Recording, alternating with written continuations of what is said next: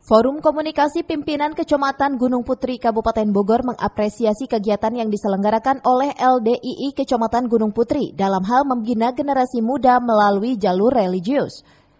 Pihak pemerintahan setempat menyampaikan harapan agar kegiatan ini dapat menjadi filter bagi perkembangan generasi muda dari pengaruh buruk pergaulan remaja dan juga dapat dijadikan ajang penggemblengan mental generasi muda, sehingga dapat tercipta generasi yang tangguh dan profesional dalam menghadapi perkembangan global. Acara hari ini di LDI yang bertempat di RW 6, ikhtibar tahfidzul Quran, kami pemerintah Desa Gunung Putri sangat mengapresiasi dan sangat bangga dengan acara ini. Mudah-mudahan dengan ada wadahnya seperti ini nanti akan bermunculan para tahfidz dan hafidz dan hafizoh di Desa Gunung Putri pada khususnya, sehingga nanti para generasi muda yang akan datang ini benar-benar tangguh di dalam keimanan dan menguasai ilmu dan teknologi untuk membangun bangsa ini. Hal senada dengan Kepala Desa, Kapolsek maupun Danramil menyampaikan dukungannya dan harapan yang sama di tengah makin maraknya perilaku generasi muda yang menyimpang, sehingga diharapkan kegiatan di pondok pesantren dapat dijadikan wadah untuk merehabilitasi para pemuda pelaku tawuran atau aksi menyimpang lainnya.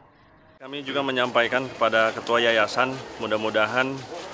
ke depan ada satu program khusus yang mana bisa berkolaborasi dengan sekolah-sekolah yang ada di Kecamatan Gunung Putri ini untuk bisa nanti diikutsertakan perwakilan-perwakilan bagi mereka yang mungkin sudah pernah tercatat namanya sebagai pelaku tawuran atau calon pelaku tawuran untuk bisa diikutsertakan dalam kegiatan seperti ini. Putri mengapresiasi terhadap kegiatan yang dilakukan oleh anak-anak muda dengan melaksanakan hafal Al-Quran, karena memang ini yang harus kita para kepala